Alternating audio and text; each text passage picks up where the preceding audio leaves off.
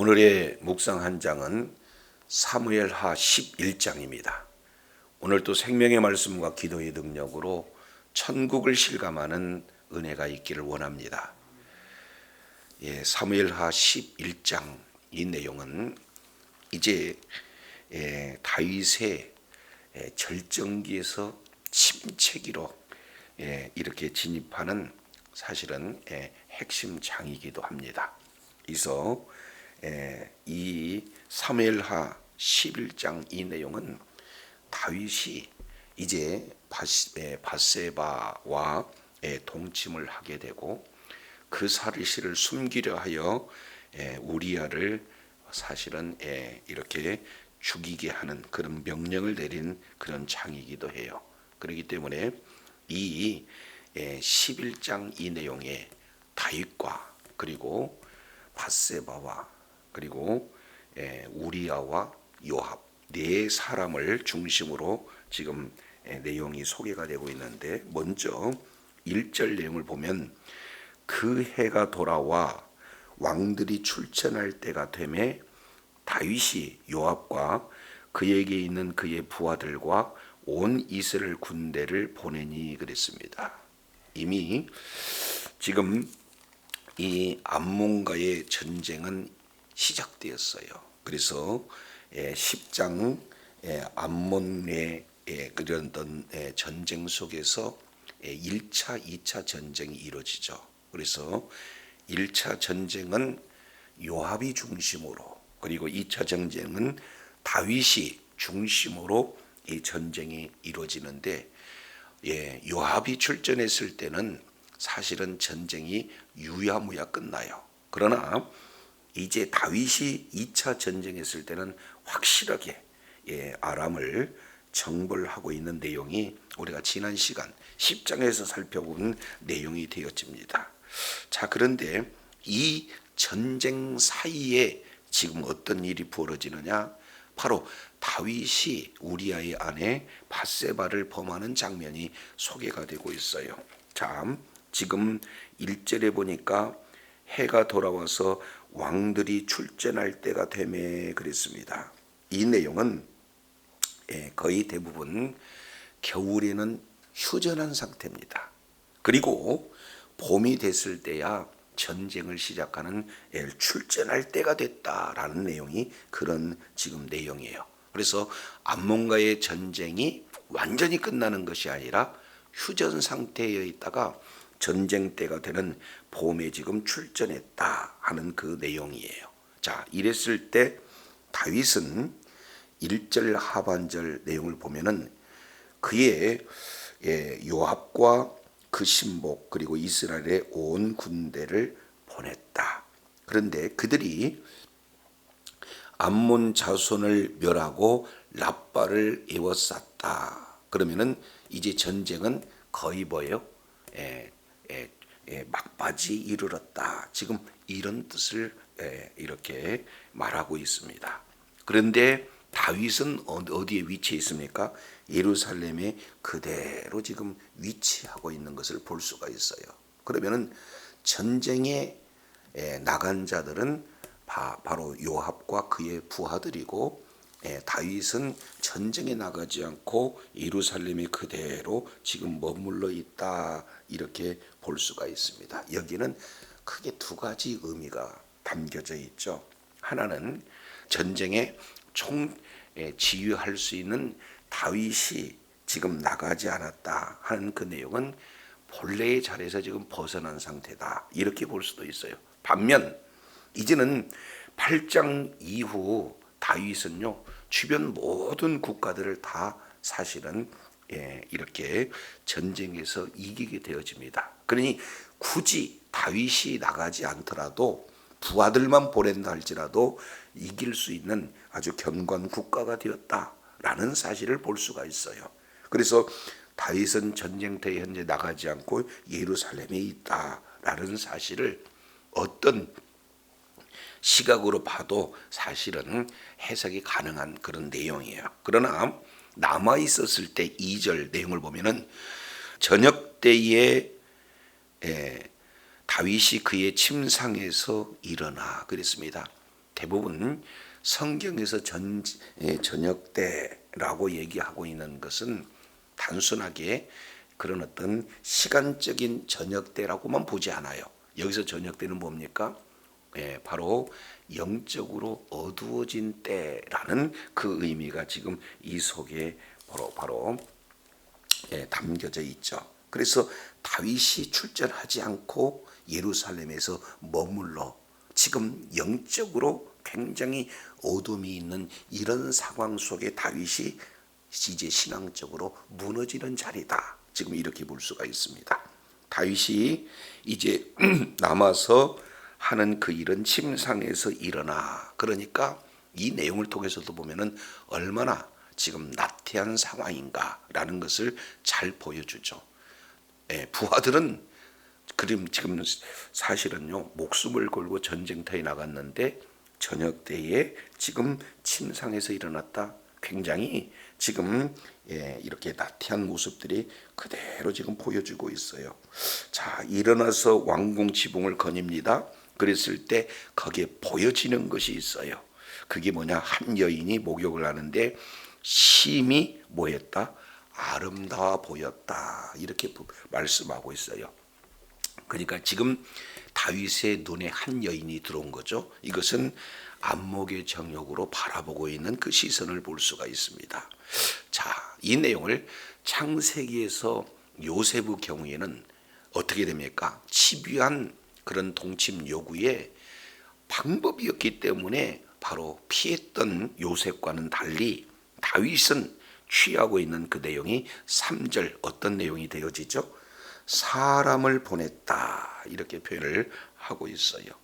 그래서 사람을 보내어서 그 여인을 알아보게 하였더니 결국 안목의 정욕 그 자체가 행동으로 지금 옮겨져 있는 것을 볼 수가 있습니다.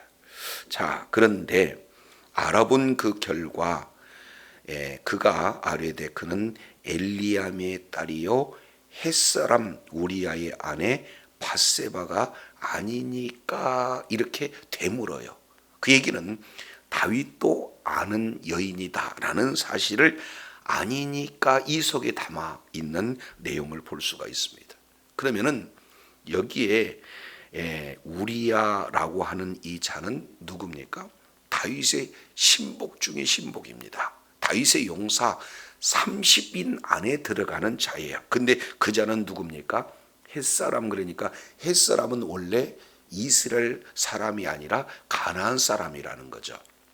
그래서 창세기 내용을 보면은 이제 햇사람에게서 막벨라 밧구를 이렇게 사고 있는 그 장면을 우리가 창세기에서 살펴볼 수가 있어요. 그러면은 가나안 사람인데도 이제는 이렇게 다윗의 신복 중에 들어왔다 그러면은 사실은 얼마나 대단한 인물인가라는 사실을 볼 수가 있습니다.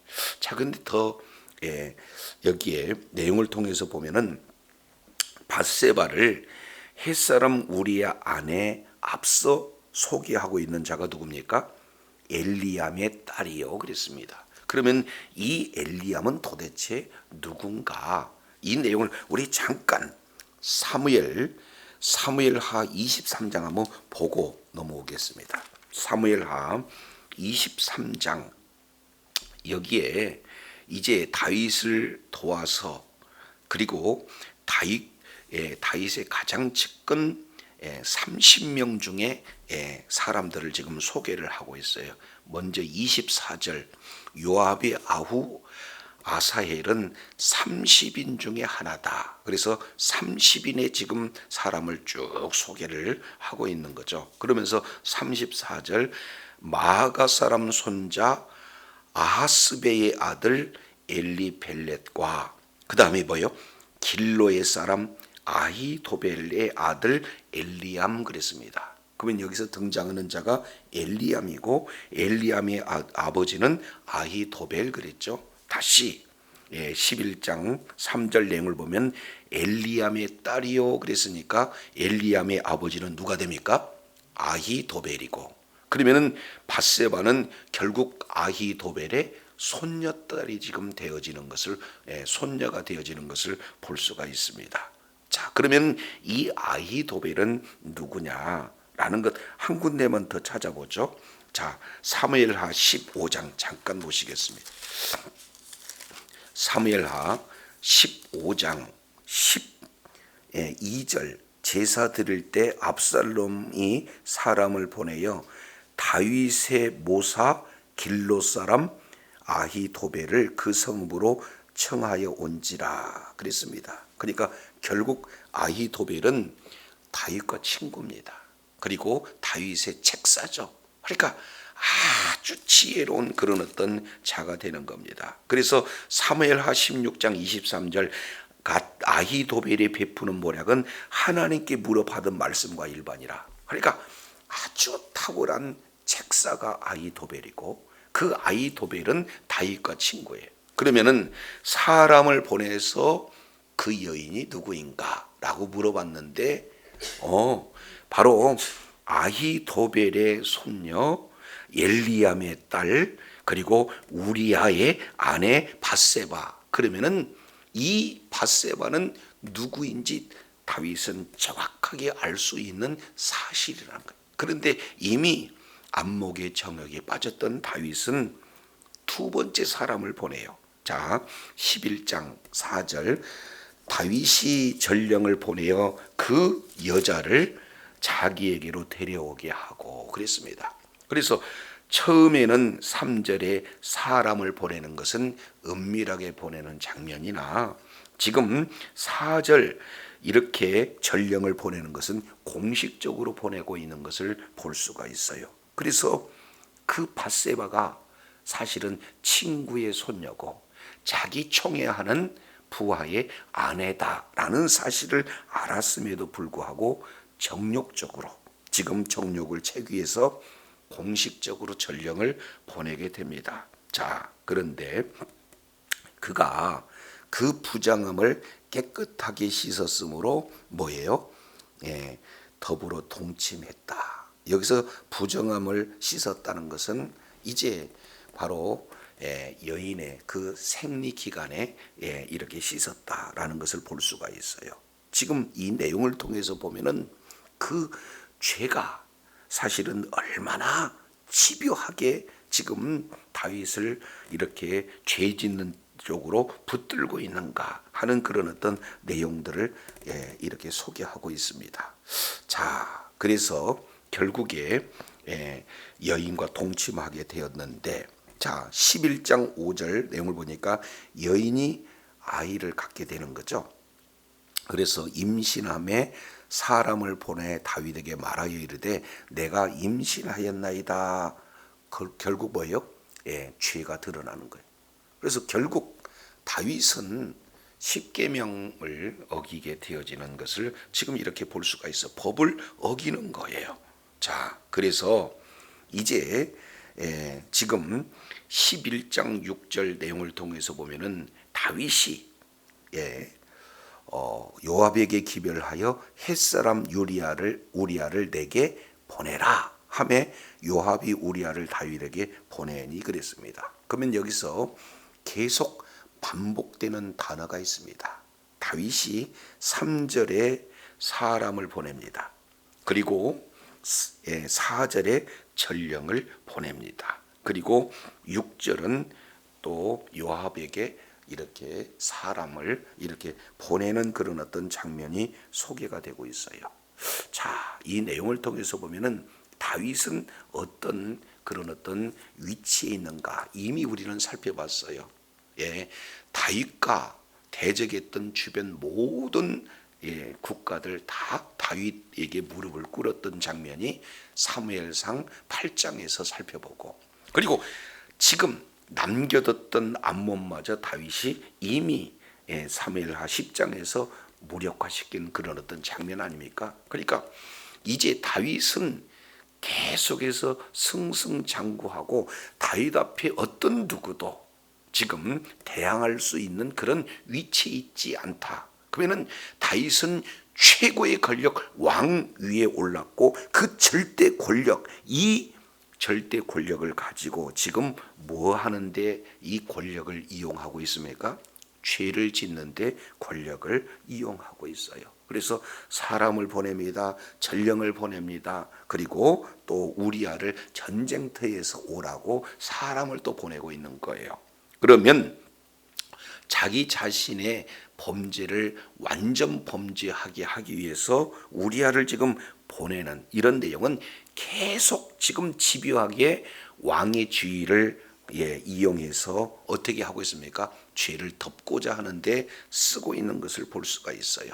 그것도 전쟁터에 임하는 우리아를 보낸다. 그 얘기는 국가의 큰 사실은 위기가 될 수 있는 것을 담보하고 지금 이 일을 자행하고 있다라는 사실을 이렇게 살펴볼 수가 있습니다. 그만큼 권력은 이 권력을 이용해서 이렇게 죄를 짓지 않는 아주 죄집요한 그런 모습이 다윗을 통해서 이렇게 보여지게 되는 겁니다.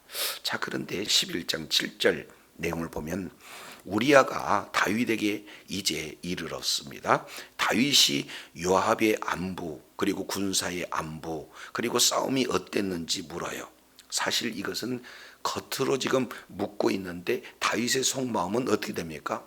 이제는 전쟁터에서 왔으니 빨리 집에 가서 그 안에 이제 밧세바하고 동침하게 되어지면 자기와의 지금 어떤 동침의 그런 내용으로 아이가 잉태됐는데 이것이 뭐예요? 완전 범죄가 지금 되어지는 이런 어떤 내용이 되지 않습니까? 자, 그래서 11장 8절 그가 또 우리아에게 이르되 내 집으로 내려가서 발을 씻으라 하는 그 내용은 아내와 동침하라 하는 의미가 되어지는 거잖아요. 그래서 우리아가 왕궁에 나가 또 즉각적으로 왕의 음식이 식물이 이렇게 뒤따라갑니다. 그러니까 가서 씻고 음식을 주고 빨리 동침하게 하는 그 의도가 다분히 지금 이 속에 들어가고 있는 것을 볼 수가 있습니다. 근데 문제가 발생이 되죠. 19절 그러나 우리아는 집으로 내려가지 아니하고 왕궁문에서 그의 주의 모든 부하들과 더불어 잔지라. 우리아는 다 지금 다윗의 절대 권력에 순종해서 바로 보내면 가고 그렇게 하는데 유독 누구만은 지금 다윗의 뜻대로 가지 않습니까? 우리아가 다윗의 뜻대로 따라주지를 않아요. 그러면 잘 알겠지만 여인과의 그 동침 사실은 다윗과 밧세바만 압니까? 사람을 보냈으니까 바로 이 주변 사람들도 이미 알고 있는 내용이에요. 그러니까 우리아는 대단한 사실은 이렇게 용사가 되어지죠. 그러니까 정황을 이미 다 파악할 수 있다라는 사실을 우리가 살펴볼 수 있는 상황이죠. 자, 그래서 이제 우리아는 자기 집으로 들어가지 않습니다.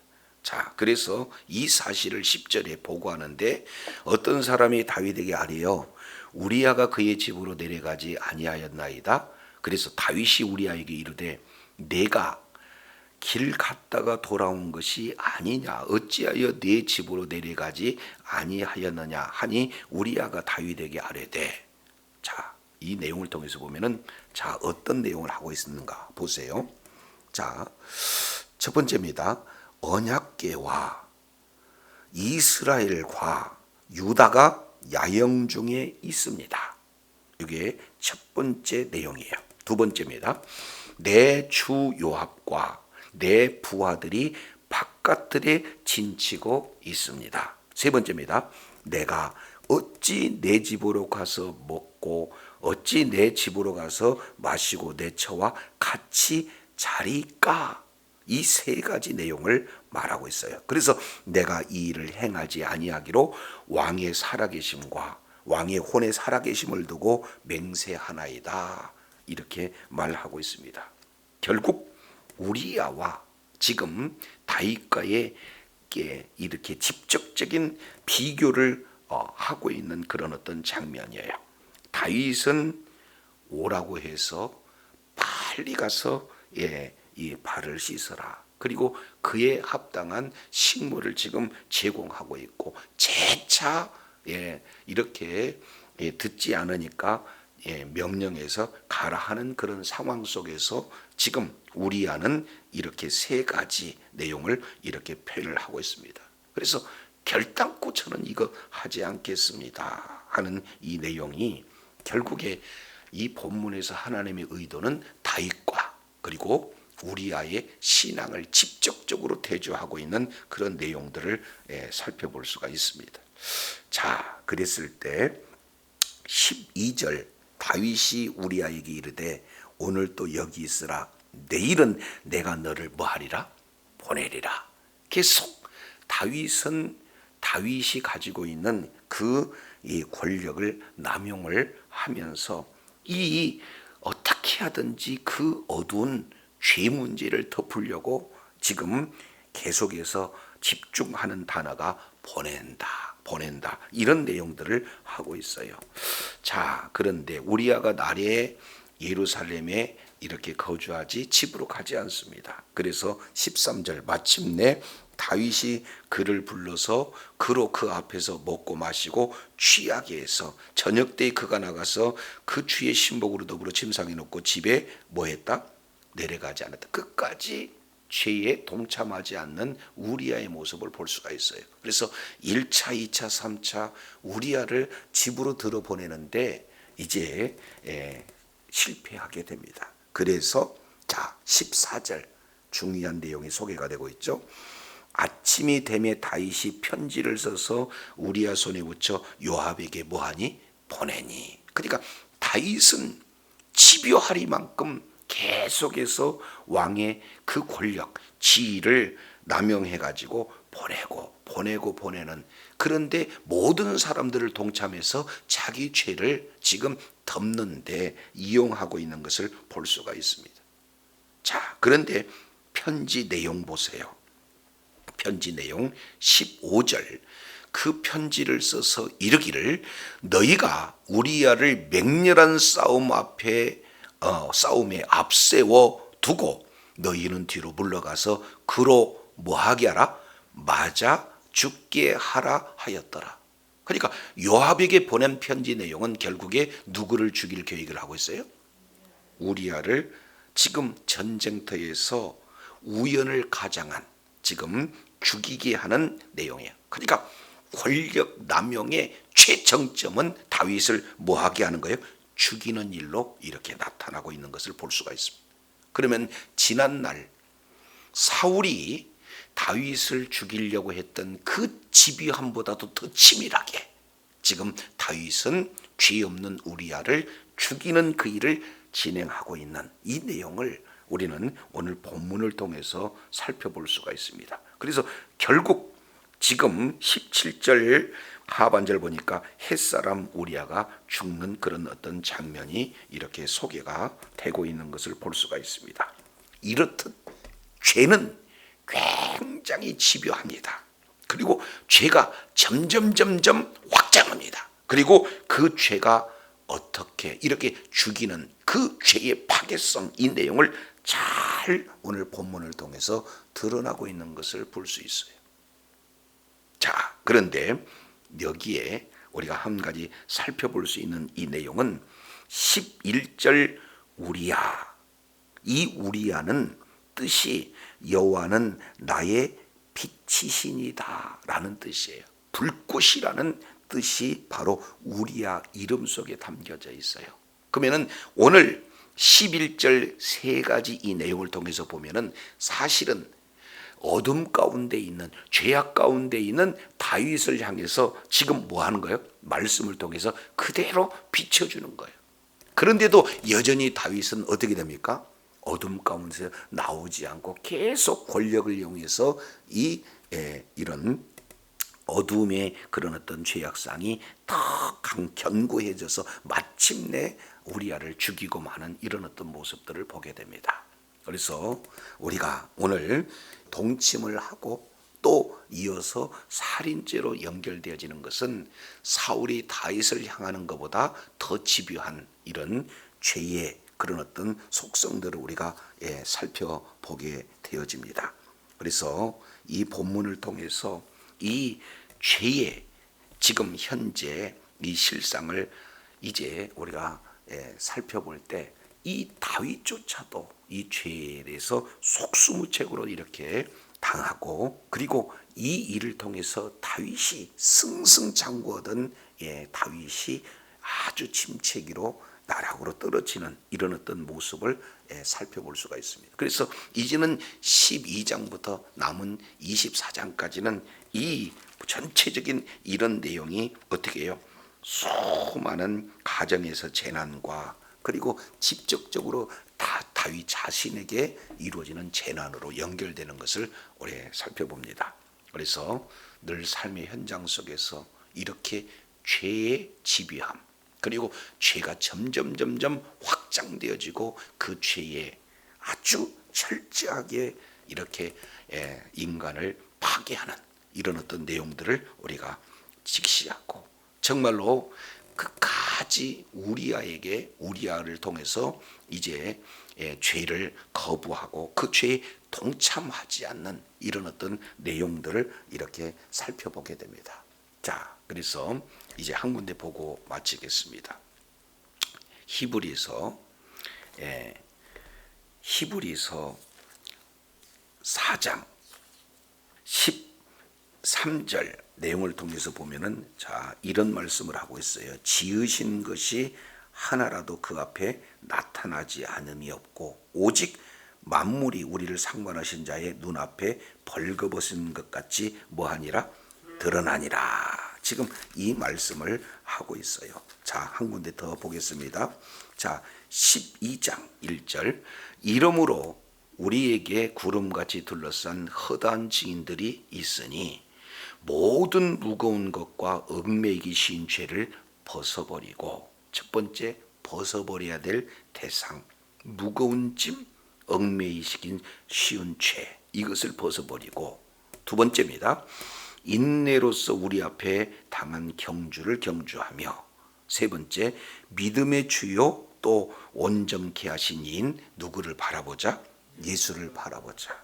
결국에 이제 주님을 바라보지 아니한다면 죄악을 벗어버리고 믿음의 그 싸움에 그 경주를 진행하는 그런 어떤 그 과정 속에서 이제 주님을 바라보지 않으면 우리는 다 넘어질 수밖에 없는 그런 내용입니다. 자, 그래서 4절 이렇게 표현을 하고 있어요. 너희가 죄와 싸우되 아직 피 흘리기까지는 대항하지 아니하고 또 아들들에게 권한 것 같이 너희에게 권하는 말씀을 잊었도다, 이렇게 표현을 하고 있습니다. 그래서 우리는 날마다 이제는 믿음에 경주하면서 계속해서 싸워야 할 것이 하나가 뭐가 있어요? 죄와 싸워라, 이렇게 말씀을 하고 있습니다. 오늘 다윗에게 주어진 안목의 정욕으로부터 오는 그 죄의 집요함, 그리고 점점 죄가 확산되고 그 죄의 파괴성을 우리가 살펴봤어요. 반면 끝까지 죄와 싸우는 이 우리아의 모습을 한눈으로 우리가 대조해서 살펴봤습니다. 날마다 우리가 오늘 히브리 기자가 믿음의 경주에서 마지막까지 완주할 수 있는 핵심 내용은 이러한 얽매이기 쉬운 죄를 벗어버려라. 그 가장 핵심 내용은 인내로서 경주해야 된다. 그러기 위해서 누구를 바라보자? 예수를 바라보자, 이렇게 말씀하고 있습니다. 끝까지 주님 바라보고 죄와 싸워서 승리하여 하나님 앞에 끝까지 존귀하게 쓰임받는 복된 자리에 있어야 될 줄로 믿습니다.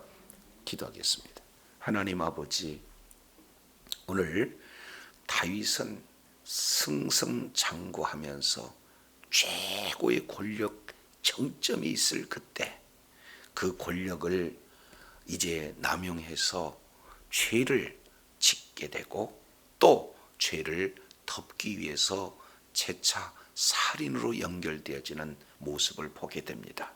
그만큼 신실한 다윗이 이제는 그 안목의 정욕으로 연결되어지는 그 죄의 집요함, 그리고 죄의 확장되어가는 모습, 그리고 그 죄의 파괴성을 살펴보면서 히브리 기자는 끝까지 믿음의 경주를 할 때 죄와 피 흘리기까지 싸우라 권면하고 있고, 그리고 이제는 반대로 여호와는 빛이시다.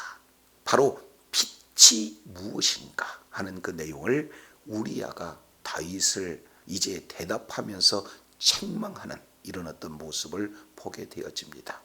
계속 이제는 어둠을 이제 이렇게 배격하고 끝까지 빛 가운데 거하고자 했던 이 우리아의 모습을 우리가 살펴보면서 이제 정말로 이 어둠은 빛 가운데 더욱더 이제 어둠 가운데 파고드는 다윗의 모습과 대조해서 살펴보면서 정말로 죄와 싸우되 피 흘리기까지 싸워 끝까지 믿음의 경주에 완주하여 하나님 앞에 존귀하게 쓰임받는 주의 자녀들 다 되게 하여 주시옵소서.